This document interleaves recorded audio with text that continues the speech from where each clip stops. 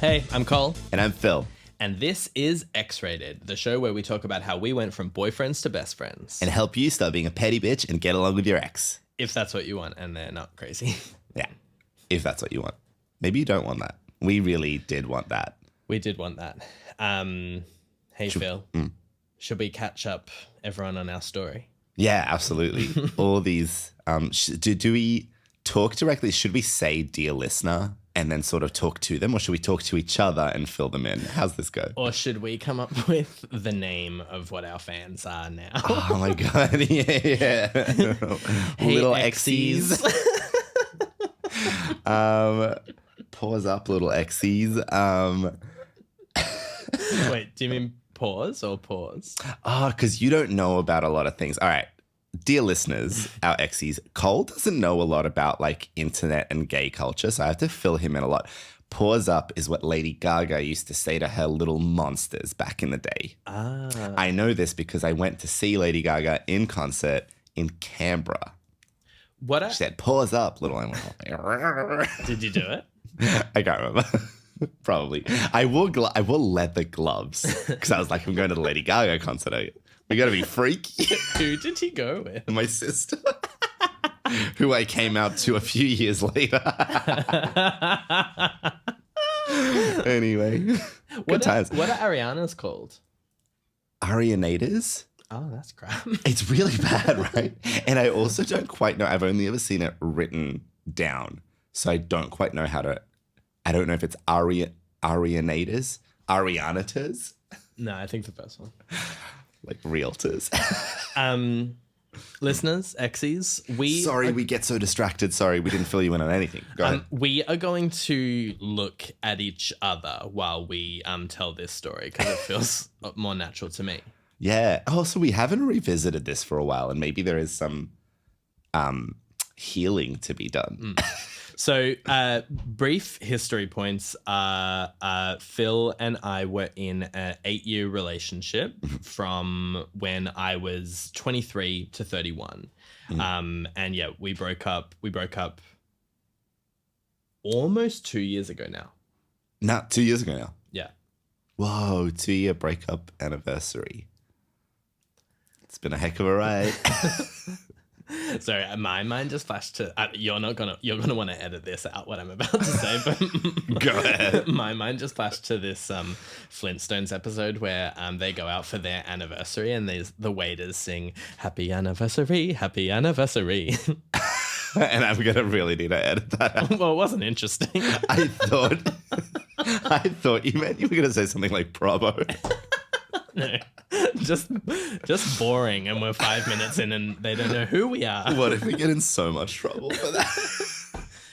Happy anniversary, happy anniversary, happy anniversary, happy anniversary. Some listeners are going to know what I'm talking about. Yeah. And they're dying laughing right now. But Phil, happy anniversary. Yeah, happy anniversary. Because our breakup was actually a really beautiful night. Wouldn't you say? Yeah. It was very... So I initiated, and I think to fill everyone in and to remind Cole my reasons, it was a lot to do with like me and like finding myself, and just like I met Cole when I was really young, and I just like hadn't experienced a lot of stuff. So that was a really huge part of it. We were both of each other's first. Sorry, I actually do feel uncomfortable talking directly to you. I just talk to the microphone. Yeah, well, we got to tell them. Why would they care if we don't really... earn it. Yeah. Yeah, we were each other's firsts, dear listeners, dear Xies. We were each other's first. Oh no, you were my first. I lost my virginity to you. Yeah, and he's talking all the virginities: kiss virginity, blowjob virginity. You were my kiss anal virginity. Oh, really? No. Who was your first kiss? My friend Heidi. My mum. Your mum, Cole. No, your mum. That is good. Wait, do you say your friend Heidi? Yeah. Hi, Heidi, if you're listening. How was she? So bad. Yeah. Was it her fault? Was that it was bad? Yeah. That it happened. No, it was one of those, I'm sure many of our listeners relate, one of those moments where you like talk with your girlfriend in like high school about how you're not gay and then you sort of kiss to like prove something. And I think she probably knows, but she's like, oh, whatever. I guess he needs this. Yeah, actually, though. Actually. He needs this to realize how crap it is. Shut the fuck. It was also in Canberra, also at this like random under 18s like rave that was like ticketed and held by Canberra Uni. I thought you were going to say held by kids. Yeah. It was, yeah. Why are we talking about this? Because we were each other's firsts of everything. Which is why then flash forward 8 years later, each other's firsts and everything. Beautiful relationship. Opened each other up to the world. Hold on. Just so that everyone knows what's up. Mm-hmm. Heidi was your first kiss, but I was your first blowjob. Yeah. I don't think we ever did handjobs. No, we really didn't. Have you ever done a handjob? We skipped past handjobs and I've never looked back either. I've never been like, I missed that one. I've circled back to handjobs with Mike, who, listeners, is my fiance. I'm really glad you're making time for handjobs in this busy world. People do need to bring back handjobs because I think when they're done well... you know what? Yeah, I actually agree with you. I'm actually going to say that's fine. Yeah.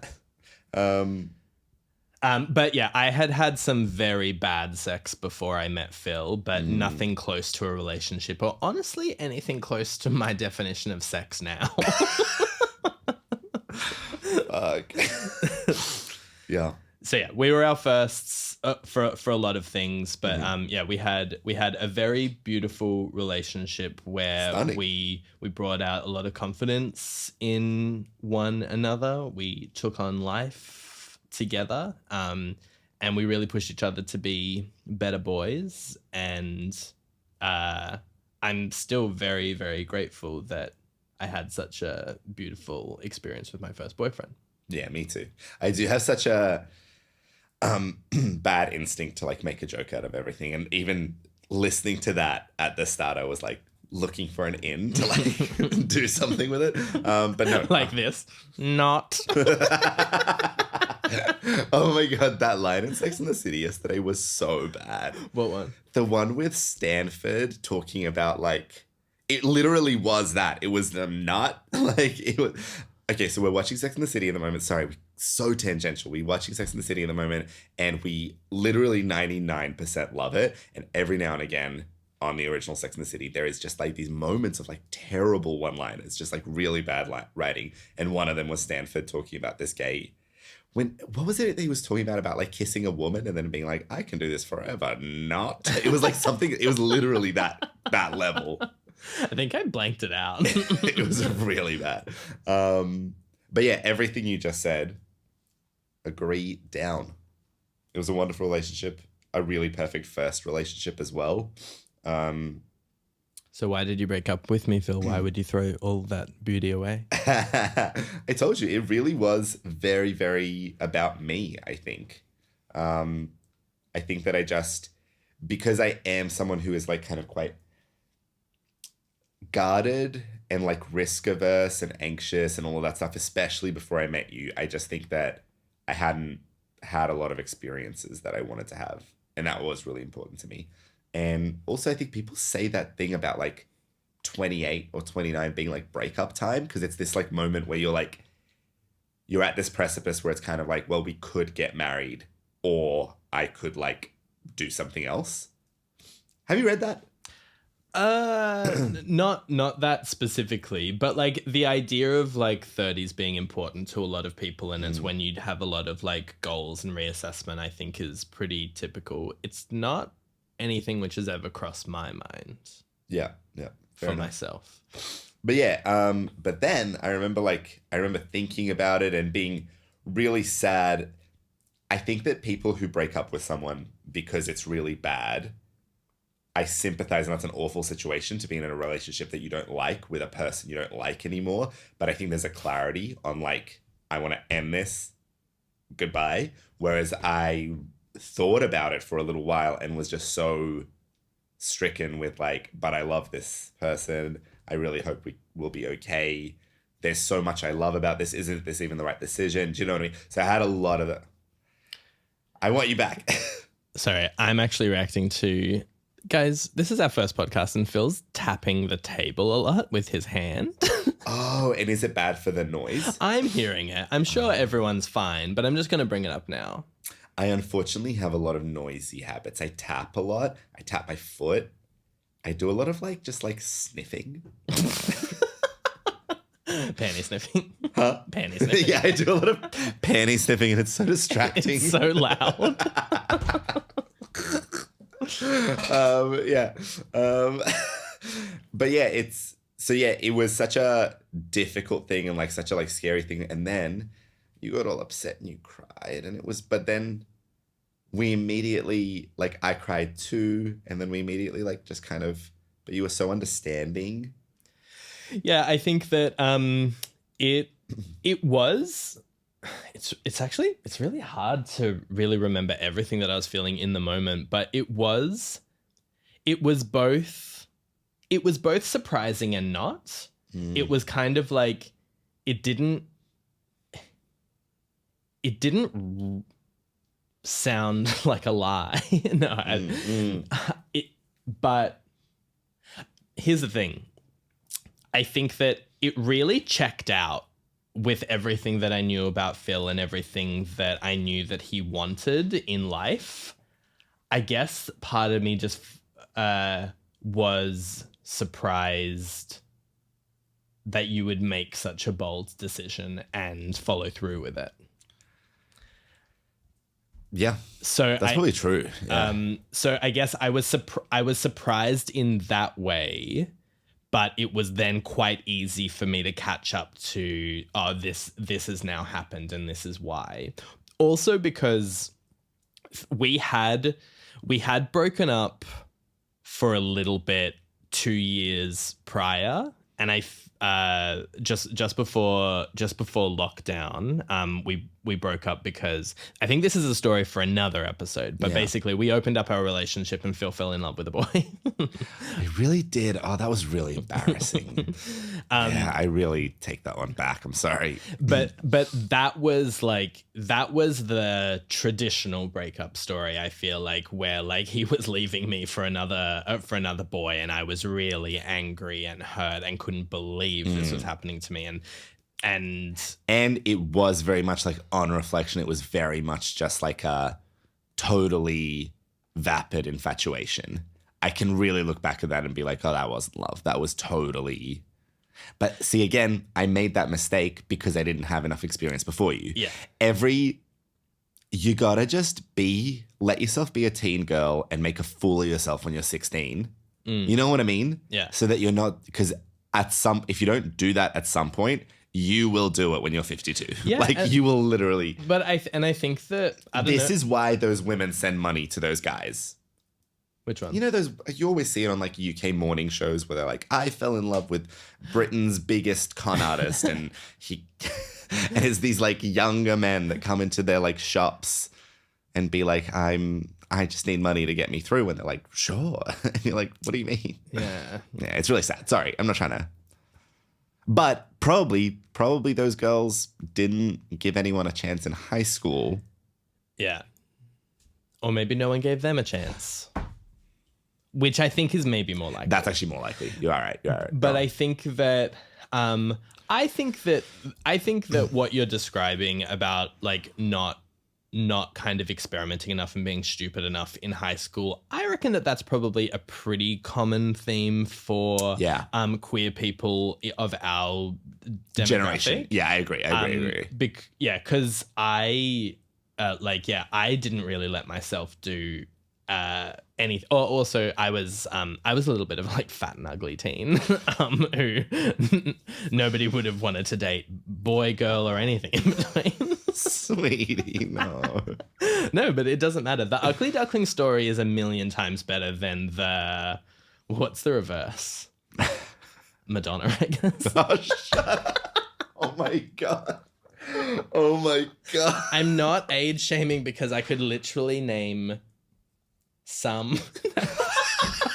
No, I don't know how to get out of this. No. I do think Love Madonna down previously. I think because she's a loser, I'm making fun of her. 100%. I think that I know that definitely there are people. I know she gets a lot of flack. I think that the older she's gotten, the less like clued in on how to present herself in a cool way she's gotten. That's just the tea. Try as she might. It's just that's what. Is it worth you doing the Madonna dance just for any of the people who are watching this podcast? Which dance though? The knees one. She loves to on her Instagram. Here's an exclusive for if you're watching. This exclusive video content. She loves to on her Instagram. Like the camera will be going like loco in and out, and she's always like doing this. It's so weird. I think she thinks that she's doing like a cool, like, I think she thinks she's like a cool black girl in the bodega, like kind of feeling her body. And it's like, no. Oh, she definitely thinks she's a cool black girl in the bodega. Yeah. We can't get stuck too much on this now, but we're going to do a Madonna full at some episode point. on Madam X, I think. Fuck, Madam X. Oh, maybe that's what we should call the podcast. Case of the Madam X. What the hell were we talking about? Yeah, so I was fat and ugly. Yeah, so like dating definitely wasn't a thing that I could. Am I like is this going to be bad if I'm like really here? Do I need to be really back? You just listen to it and hear if you like it or not. I can't really. Hello? You can't really hear anything. Are your earphones turned on? Maybe not. Can you hear anything? I hear you talking to me from over there. Can you hear anything in your ears? No. Do you want to? Yeah. Should we pause and I'll turn them on for you? Yeah. Okay, guys, we're back. We just did a quick pause because Phil's been doing this whole episode without being able to hear himself. And we've changed his headphones and we're back. Hello. What were we talking about? What were we talking about? I hate to say it, but you being fat and ugly. Sorry, someone had to say it. Yeah, but at the same time as I think also crucially, you didn't have hot energy. Like just to be very, absolutely not. Because I just watched The Holiday and Jack Black can get it. No. I had yeah, of course. Heaps. Yeah, it's about that. 100%. I definitely had kind of like Layla McQueen energy. Yeah, I mean, you showed me a picture that we'll put up as bonus content of you at like 15 wearing a Mr. Happy shirt and like posing next to a gargoyle. Mr. Bump. He's the better one. Imagine if your favorite Mr. Men was Mr. Happy. I don't. Do you know the Mr. Men? No, not really. I mean, guys, listeners, I moved from Serbia when I was 7, so I missed the like first wave of childhood things. Yeah. Of Western childhood things. I jumped in age 8, so I'm aware of Pokemon cards. I'm aware of Cheese TV. I think that the Mr. Men books probably would have been like around, I don't know, maybe the 5 to 15.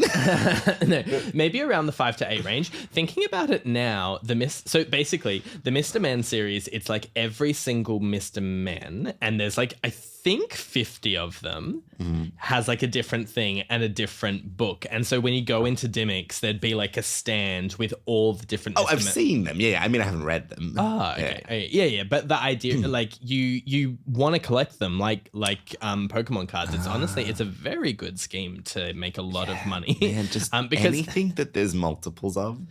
Yeah, and that's true of today. Yeah. And me right now and my spending habits. On Mr. Ben. But it's basically like, it's like 8 pages of why Mr. Squiggle is a squiggle, or 8 pages of why Mr. Pump falls down. You're paying $10 for it.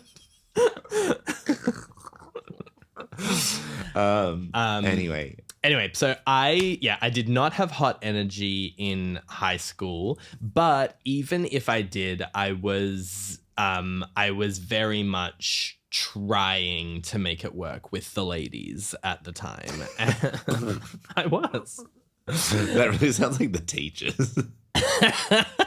Oh, wait, let me think.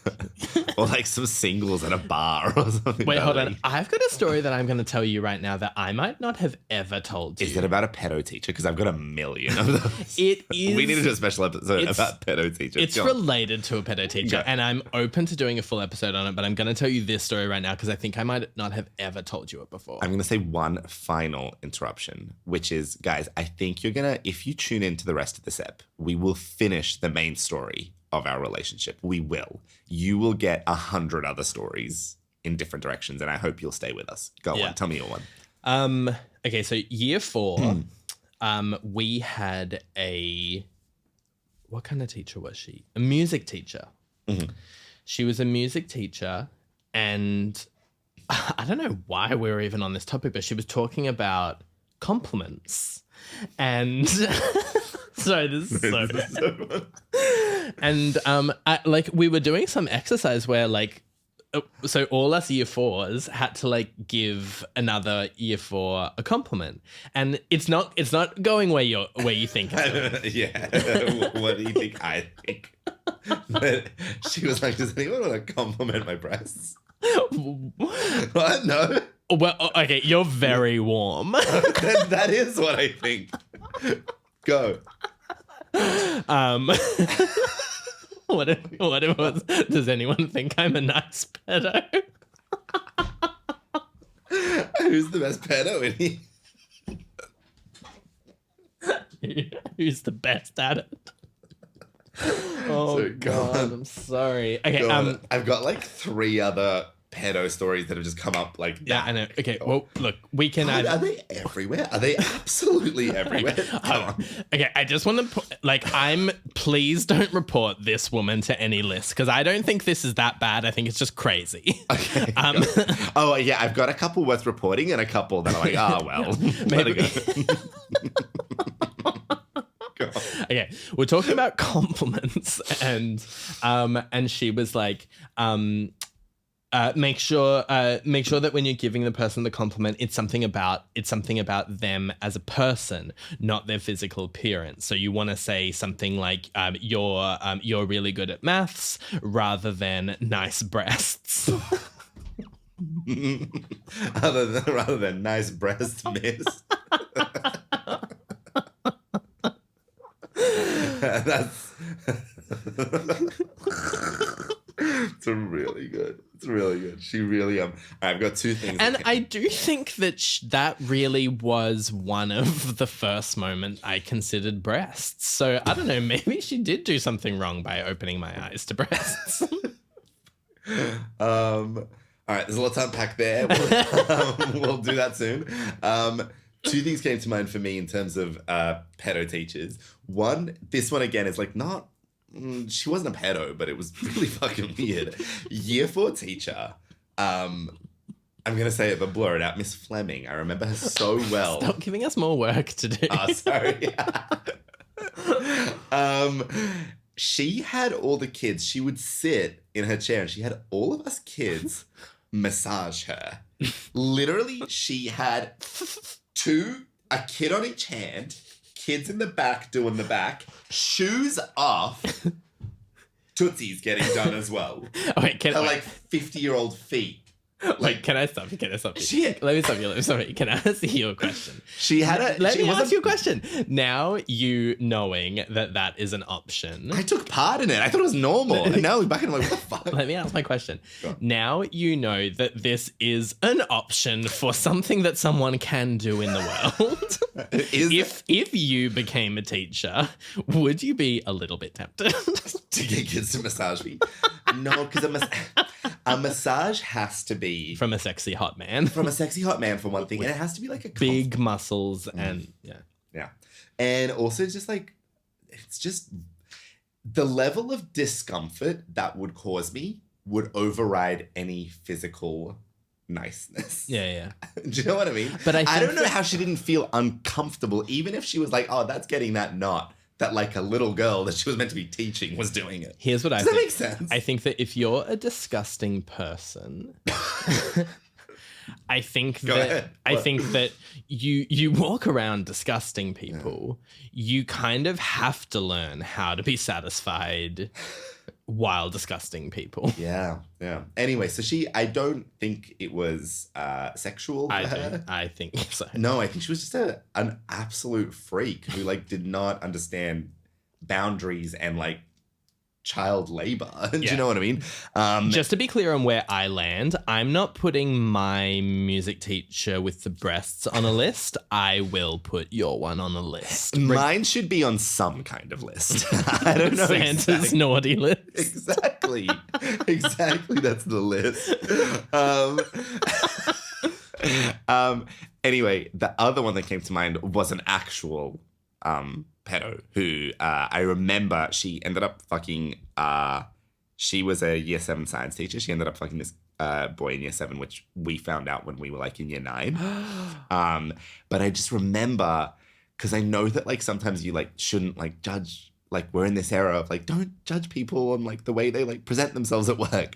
But I remember seeing this woman the first day and I was like, this woman's a streetwalker. This woman's teaching year 7 science, and she was like tiny, tight little snatched little skirt and like cleavage and like so yeah, I was just like, I think this was a case where they should have been like, this woman's really turning it out to be with teenagers. Am I wrong? Am I judging? No, it's just when you said streetwalker, I wasn't sure if you meant homeless. No. Streetwalker, like a prossy. Are you allowed to say that? I don't think you're allowed to say either of the things I just said. Yeah, or insinuate that she looked homeless either. But listen, I gotta do me. I'm a loving person, but I gotta say some of my words. Yeah, absolutely. Prossy's one of my words. Like, I just gotta say it. Do you know what I mean? I know. Okay. Any other pedo stories before we get back to Col and Fil? I think those are my two pedos. I'm sure I've got more.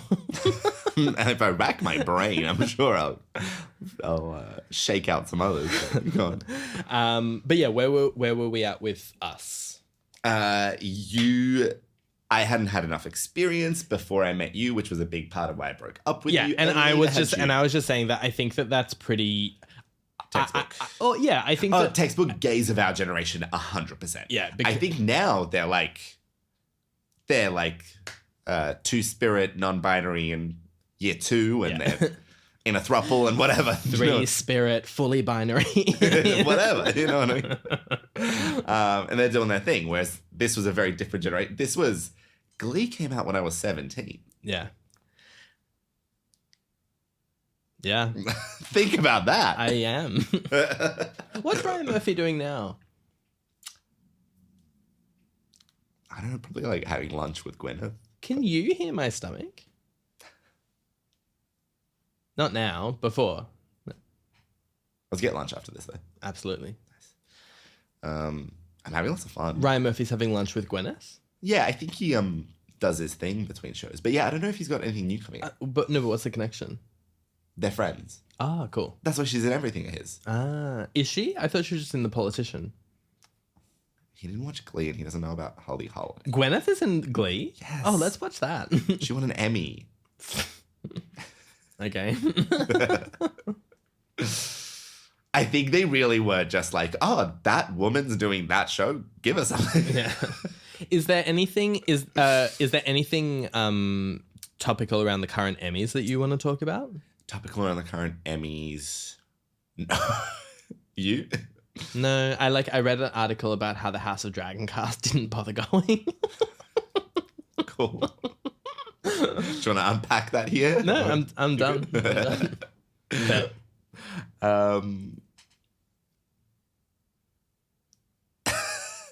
I will say that a lot of the House of the Dragon cast should have been nominated. I think that the White Lotus cast all deserve everything they get, but it's just a little bit ridiculous for it to go the way that it goes. But this is what they do. Like, I loved White Lotus, but this is what they do. They pick their favorites, and people who do just as good, if it's just not their moment, that they're the industry, whatever. But what I'm talking about specifically is I think that like fantasy and sci-fi good acting gets overlooked for anything which is non-genre and good acting. That's probably true. That's probably true. I think fantasy is a little bit... I think it's because they're like, give them all the costume and all of that other stuff. Maybe they're like... They don't need an Emmy too. They got the dress. Is that what you mean? No, I mean they give them like for costume design and stuff like that. Like, they already got dressed for the show. That's plenty. They're getting dinner.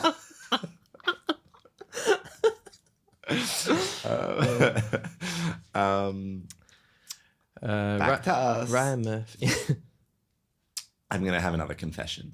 I am looking at myself a bit and just checking that I'm, I haven't looked at myself once. I think I look okay, but a little bit pink. But for the viewers who are checking out this on video, I want you to know that I rode my bike here, and the lighting is a little bit crazy. The lighting's... We're having a fabulous time in this studio. Yeah. The lighting, it's a little harsh. Yeah. It's a little overhead.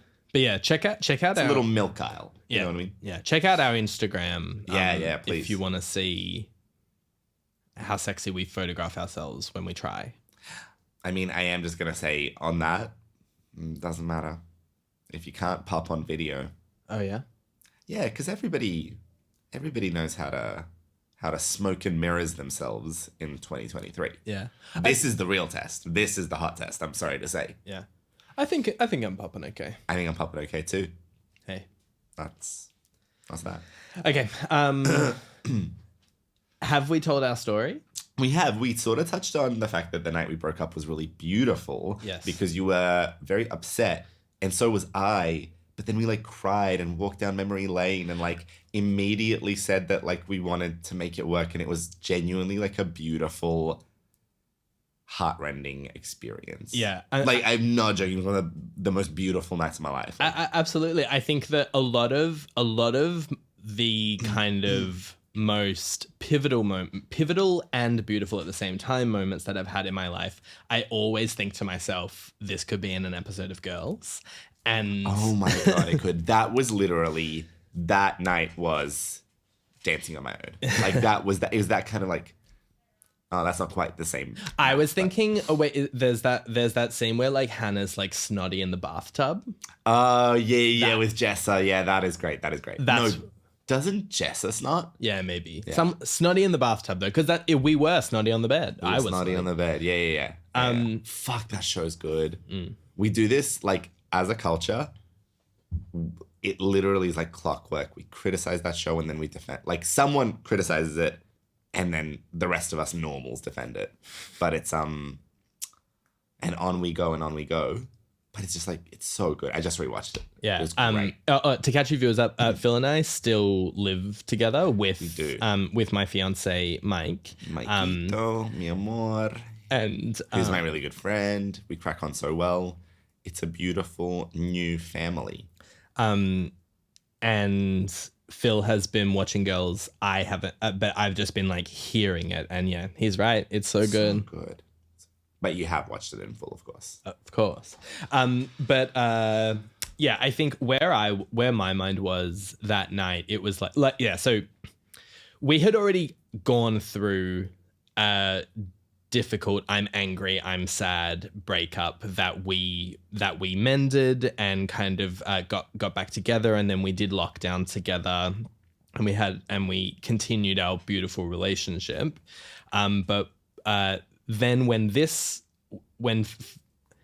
happened, like I said, I didn't see it coming, but I kind of instantly connected with exactly what Phil was saying and why he wanted what he wanted. And it was just like, in the moment, I was in love with Phil, and I would have wanted to be together with him forever. But the moment that I absorbed the knowledge that he wasn't living his best life within our relationship, and that there was more that he wanted that he couldn't get within our relationship, it was like, well, the relationship that I had in my mind, it no longer exists, because I don't want to be in a relationship with somebody where I hold them back or stop them from doing what they want. And it was just like, once I knew that information, that he needed to spread his wings, I guess, it was like, oh, well,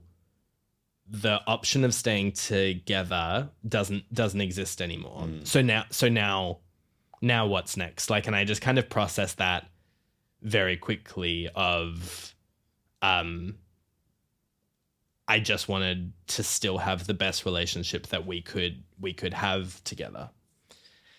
And I also think that's very beautiful. And I also think it was a profound act of love to understand in that moment. Do you know what I mean? Because I think that a lot of the time people... I think it's a profound symptom of love, but it's not an act. It's not like, oh, I'm doing something selfless because I love this person so much, or... I think personally, I feel like sometimes the reason that so many people like can't see people again after a breakup is because it's like so hurtful to the ego to just hear, I don't want to be with you, that I think that is so powerful that they turn off the love. Do you know what I mean? Can I tell you what's even more powerful? Suspension of the ego. Or just an extremely grande ego. Because What? Because like, I know that I'm the coolest person and the coolest boyfriend. Yeah. So, and if you believe that, then you can take life's knocks. Yeah, it actually is really true. And you cannot take things personal. And I knew that you could have had a perfect life with me if you wanted to, and if that fitted with what you wanted. So there was nothing personal in there. It wasn't. Of course, it was painful, but not hurt. It wasn't the pain was being inflicted on me. It was like, oh, this is painful because somebody who I love so much and I want to be in a romantic relationship doesn't want to be in one. But it's not personal. Like, yeah, I get it. I fully get it. Yeah. Sorry, my mind wandered a little bit. But, to what? Work. Oh, boring. I know. But yeah, it is really nice revisiting this. And yeah, I'm so happy. So yeah, we still live together. We moved from a 2-bedroom we moved from a 1-bedroom down to a 2-bedroom in the same building because we love that building. Yeah. Shout out. No, we won't tell them where we live. Don't tell them where we live, but we do live across from a rooftop spa that we can book and do utilize. So if you are listening to this and you are like a gorgeous man who wants to sit in the spa with us, sit and spin in the spa. Who wants to sit let us know. You could put that on your profile. Yeah. So now we moved down the hall. We wanted to have our like friend/Sex in the City experience of living together as roommates and having fun, going on dates, chatting, hanging out, watching TV, and then lo, what happened? You found. Yeah, I found my sweet boy very, very, very quickly, and me and my Keto were together for a year before I proposed in September last year, and now we're planning on getting married and moving to Colombia later next year. So there's lots and lots to catch you up on. So much going on. But I'm listening to this and I'm like, God, we're unbelievable. Well, like, this is it. Hey, what? I was trying to think of like what's like a globe trotting show, and only thought of Better Homes and Gardens. Oh, what about The Amazing Race? This is our life is The Amazing Race, dude. Do you know what's a really crap title for a TV show? Go. This Is Us. Yeah, it really is. Stinks. It really is. And we watched an episode or two and I actually didn't hate it. I thought it was fine. No. But the title's bad. Yeah. That's one of those ones where they only got away with it because they were going to be on at like 7:30 p.m. on network TV. Yeah. So people were just like going to sit on the remote and turn it on. Do you know what I mean? But yeah. So, yeah, basically, Phil and I, we are still on a journey of figuring out what. Of getting a bit less codependent because I am a little bit more European Latina loca myself, and I have a lot of emotions, and I do sometimes need a lot of support. Just to clarify for anyone not watching the video, Phil is just European and he's not Latina loca. Okay, here's what it is. I'm Serbian, right? And to me, in my mind, we always grew up with like telenovelas, and I speak Spanish, and I feel like there's a certain I have no argument. I speak Spanish and I'm crazy. That's what this is. I figure myself as a kind of like a male Sofia Vergara. Yeah. Do you know what I mean? Sexy but fiery. You know what I mean? It's just because I am engaged to marry a real Sofia Vergara type. Yeah, and we tear it up in Spanish every night, and we see eye to eye. We do. We've got our cosmopolitan ways. Do we want to do a segment of historical arguments this episode? Or Sure. Do you guys want to know what historical arguments is? Wait, hold on. Do you feel like we've properly established our story for episode 1? Is there anything else? I think we have. Yeah. I actually do think we have. To cap off, so Cole's found his new fiance. I'm still on my journey, and I think that if you keep tuning in, there's going to be a lot of developments because I'm really out here finding myself through the pleasure of men. And there'll be a lot to say. Yeah, and also just to let you know, I have 100% found myself. Yeah. But I am always on a journey of continual improvement, and Mike and I are open, so I also am swimming through a sea of pleasure with men as well. Well done. All right. We're going to finish off today's episode with a segment which we're going to try out, which is called Historical Arguments. Which is... we're going to do that thing that therapists say that you shouldn't do, which is like dig up things that you argued about over your relationship and definitively say who was right and who was wrong. Yeah, and we both have to agree. Both have to agree. Okay. Ready? Yeah, ready. Okay, so we talked about this earlier. The one that we're going to talk about today is... I'm going to read, we haven't actually talked about it since it happened. No. So I'm going to give my recollection first. Okay. In the first year that we were dating, and I'm going to say probably within the first 6 months, this happened. At the time, I was a competitive ballroom dancer. Mm-hmm. And I was training 5 times a week on top of my 5-day-a-week job, and I had very limited time to do housework and cleaning. Also, I was lazy. About that, I'm not lazy in general, but boy, do I hate folding clothes and putting them away. Or I don't think that this is going to shock many people. But I was like change the sheets every 3 months. I think it's going to shock some people. Oh, yeah. It's going to shock some people. It's okay, but hold on. Like how many 23-year-old boys living out of home do you think aren't changing their sheets? I don't know. Look, we'll truly don't know. we'll never know what normal is, but that's what we're doing here. That's what we do here on X-Rated. We talk about what people don't talk about. Exactly. We open up discussions. We talk about dirt. We do social mapping. What?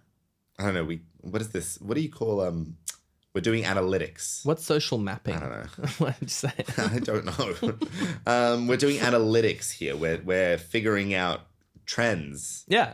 In culture. Yeah. This is a science show. You know what I mean? Yeah, this is not my current status on how often I like to change my bed sheets. In fact, I've in 2024 I'm pretty committed to doing it once a week. I'm probably sitting at around once a fortnight right now, but that is literally the healthy spot. Yeah. It should be once a week is the goal, once a fortnight is the fallback. Dude, that's what it should be. Honestly, I just think because I sweat so much when I have sex and when I masturbate, and like when I masturbate, like I like it to be active. Like I tend to kind of like I like my muscles to be on the treadmill.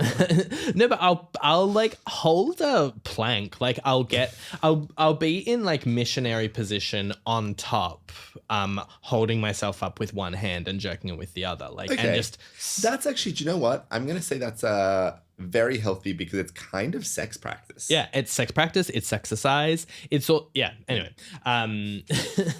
Anything else with sex that you sexploitation? I couldn't think of one. Sorry guys. I had you. But because I sweat a lot. I'm lube, poppers, it's just like probably once a day would be good. You spill the poppers? No, not on purpose. But no, I'm talking more about the aroma. Yeah. But fuck, there was this one. Anyway, we'll do a poppers episode later. Let's do historical arguments. Okay. Yes. So I was really bad at housework at this time. I did not have my shit together at all, and I was always running out the door. We went out, and now I'm actually having trouble remembering exactly what happened. Phil bought me some sheets. Yeah, I remember that. Which is like, I didn't need another set of sheets. I already had 2 sets of sheets. That wasn't the issue. The issue was poor time management on my part. Then we went out for a date and we were about to go home and we were discussing if we should go to mine or Phil's. And he said, let's go back to yours. And I was like, just so you know, I haven't had a chance to change the sheets. Or maybe you asked. I think I might have. Yeah. And I was, it was on my mind. Yeah. And I said no. And Phil got really angry at me on the street. Yeah. And was like, it was like, I slapped you. No, it wasn't like that. It was like, oh, come on, like that, that kind of energy. And I was very hurt by that because I really at the time, I really just needed more practice at being an adult and managing my time and prioritizing. And I was prioritizing the things which were important to me, which was making money, buying food, dancing, and going on dates with my boyfriend. And I didn't. By the way, dancing, he was a competitive ballroom dancer at the time. It really sounded like I was prioritizing what mattered. Going out, dancing. I already told them that. Oh, did you? Oh, yeah. Shit. I'm sorry. Can you imagine? I was just trying to focus on what mattered. No, so that's what I wanted my Going career. up, tearing it up at the discotheque. Not changing my sheets. That was my passion, and that's what I put a lot of my time into. And I just couldn't get all the housework stuff at the same rate as, I don't know, average, or I'm not so sure about that, but as Phil wanted. And he got upset, and that really upset me because I felt like I literally just didn't feel like I had the time to do the thing that he wanted me to do to make him happy, and then for him, I felt judged, and yeah, it's hard. It's hard to think that the person that you love doesn't think you're doing good enough. Yeah. And I think all of that I agree with, and I completely I get it now in hindsight. Is that scenario that I painted? Is that what you remember? Yeah, that's pretty fair. I just don't know what the resolution was. I don't know if you just started doing it more often, or I just don't know what happened. At some point, you stopped being dirty, which was really nice. Yeah. I think that the main resolution was basically while we were dating and not living together, we kind of did just transition away from staying at my place very often. And we did like Miranda and Steve. Miranda and Steve. So we just stayed at Phil's a lot more. And then when we moved in together, we just started distributing the household work in a different way. Very fair way. And a very, very hetero way in that like I would do like set up the internet and hammer stuff into walls, and I would come home and he was in an apron. Waiting for sex. Definitely. I would come home, you would have the apron, nothing else, and you'd be presenting your ass towards me and saying, I have a headache. It was such a mess. I know, I liked it. Yeah. We can edit it out. Yeah, I feel that about everything. We'll have like 2 minutes. Okay, so who was right and who was wrong? Hate to be annoying, but we were both a little right and both a little wrong, because I think you could have done better. I think you could have been more receptive to not getting feelings into just like what was like, hey, can you do this for me? Can you do this to make me more comfortable? Like, I think that was something you could have done better. I could have done better at putting myself in your shoes about how busy you were, about how it is a delicate thing and it makes people feel judged. May I interject? Go. To my recollection, we never had that conversation. It was like, you bought me the sheets as a hint, and you never said anything. And then we went out one night and you asked, had I changed the sheets? And I said no, and you got upset. And I would actually say that in terms of that, you're in the wrong. You're not in the wrong to ask for your partner to do something to make you more comfortable, but you have to actually ask. That's a good point. Do you know what? In that time, it's interesting. We're watching Sex and the City at the moment. In that time, I was much more of a Carrie. You know, like Carrie like does things. She like does things because she wants Big to say or do something, but she won't actually bring up the things. She'll just like put her tampons in his cupboard or whatever. Like, instead of be like, hey, I want to have a conversation. I want more things at my house. This is what I want. Yeah. You know what I mean? She does those. And that was very me. I wasn't a great communicator at the time. It was more of like I'm going to do this and you're going to pick up on it if you care. Yeah. And if you don't care, then you're not going to pick up on it. I'm going to be angry. Yeah. And that's not what I'm like anymore. I'm like, now if I have a problem or if I have a situation or if I have a need, I'm like, hey, can we sit down? Can we talk about this need that I have? You know what I mean? So yeah, that's fine. That's very fair. I was a total Carrie. So I would say, like, in terms of our behaviors, there definitely were things that we both could have done right or wrong. But in terms of if we're looking at this argument, I'm gonna say it was your fault, because it could because we said we have. I love that I went with like, oh, it's a bit of everyone. No, but that's not what we're doing. Fine. In terms of. Could the argument have been avoided? Yeah, it could have, I agree, and it only could have been avoided if you changed the way that you brought it up. That's very fair. Do you agree? Yeah.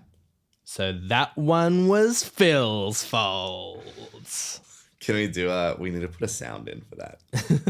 Boy.